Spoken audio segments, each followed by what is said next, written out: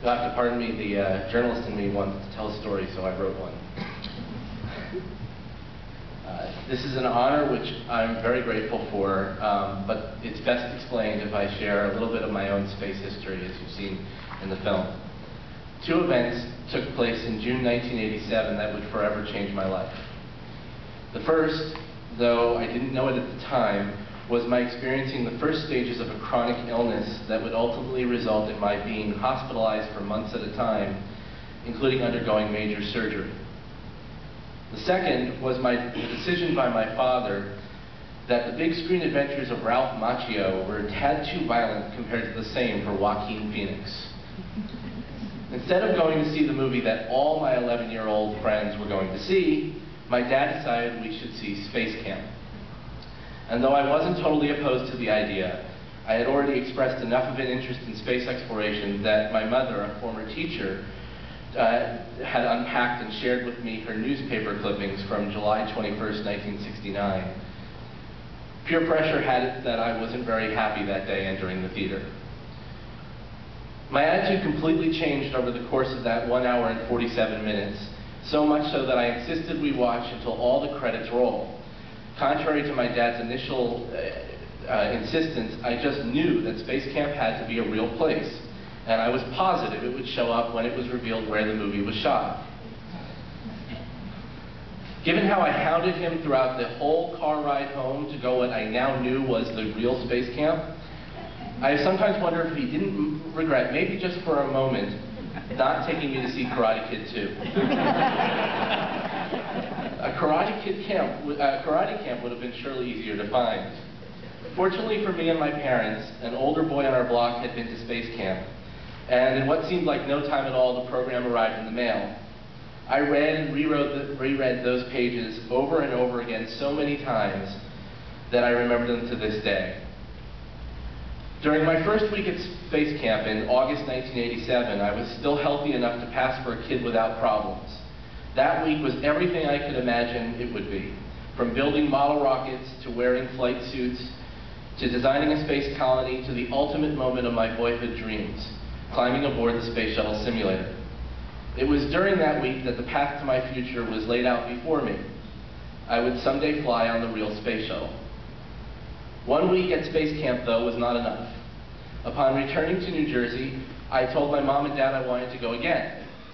They were agreeable, though my body had other plans. The illness I had not yet been identified, but that didn't mean that doctors weren't open to subjecting me to a battery of tests. John Glenn, America's first astronaut in orbit, once commented of the medical tests that he and the other Mercury astronauts had underwent during selection that, quote, if you figure out how many openings there are in a human body and how far you can go up into any one of them, you can answer which is the toughest for you. No matter how many tests Glenn and the other 6 were exposed to, I think it would be a fair statement to say I had them all beat. In addition to the tests, I was put on high doses of prescription steroids. The medicine had the effect of dulling the pain, but also retained water in my face, arms, and hands. In some ways, this was more of a challenge than the medical tests ever were. The tests were conducted behind closed doors, but arriving at school, walking through a mall, or going where I knew I was going to be greeted by new people, such as Space Camp, meant having to push past the pointing and the stares and either explain what was wrong with me or just accept the ridicule. But my desire to go back was driven by the growing passion for space exploration, and it was that drive that really helped me push past the outer and inner struggles I was going through. In August 1988, a year after first attending Space Camp here in Huntsville, I attended the Space Camp in Florida. Another memorable week flew by. But this time it ended with my receiving the Outstanding Camper Award.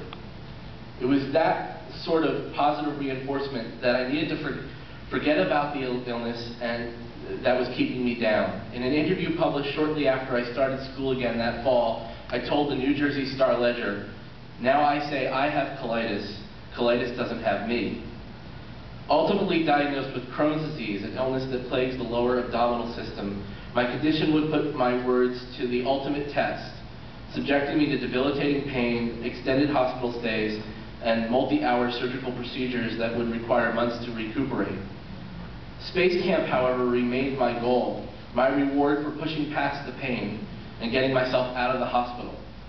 Looking back at the photos and video you saw of my 4 space camp summers that would follow, I can now see the stages of the disease I was battling at the time, from being reduced to skin and bones, through the absence of a photo one year due to the surgery I was undergoing and the untimely death of my father, and then entering remission and gaining foothold towards continuing the rest of my life. Space Camp and its Space Academy 1 and 2 programs had, alongside a very supportive family, including my mother, my grandmother, and sister who are here with me today, provided me the opportunity to see my future despite my illness and keep me pushing for the day I would fly in space. By the time I left Space Academy 2 for the 6th and last time on August 28, 1993, the program had left me with a clear career path to follow. I chose to attend a school, University of Maryland, College Park, that was near a NASA center with the idea that I would co-op. I chose astronomy and physics as majors because I knew that as a NASA astronaut, I would need a degree in either science and engineering. I went so far as to request a copy of the astronaut application just so I could start a checklist as to what I would need to fill in. Unfortunately, what I hadn't immediately realized was that the surgery that put the illness into remission was going to be a deal breaker with NASA. No matter what experience I had, no matter how many degrees I earned, I was never going to be able to be selected as a NASA astronaut. That realization almost broke me. Had it not been for my family, including my late grandfather, who perhaps shared with me the closest fascination about space in my family, I might have given up. But instead I refocused that same enthusiasm I had for attending space camp to finding other ways I could become involved in the space program. The World Wide Web was something new in 1994, and with just 1 megabyte of disk space, most of my peers were creating web pages dedicated to displaying their pet hamster or girlfriend. Remembering an online service I had first discovered when I was here in Huntsville called SpaceLink, an educational bulletin board system, or BBS, that was hosted at the Marshall Space Flight Center, I decided to devote my 1 megabyte to creating a space site. One, as it would turn out, would be one of the first non-NASA space websites online. That first website launched a myriad of opportunities in cyberspace, if you'll pardon the pun. I met and worked with astronauts, I met and worked with actors who played astronauts, and eventually I was chosen to write the on and offline training experiences for private space explorers. All throughout, I drew upon my 6 summers at space camp and the lessons they taught me. Perhaps that came to no finer point than last year, through the contact I made with a space shuttle commander who attended my same high school. I was invited to sit in with his flight deck crew on their last fully suited simulator run before their mission. Reporting that day to NASA's Johnson Space Center, I somewhat nervously strapped into the empty instructor's seat located behind the commander and waited as the cabin tilted back on hydraulics to simulate the vertical orientation of the vehicle at launch. As I sat there, listening through the headset to the real astronauts go through their pre-launch preparations, I couldn't help but realize that that was going to be as close as I would ever come to flying the space shuttle.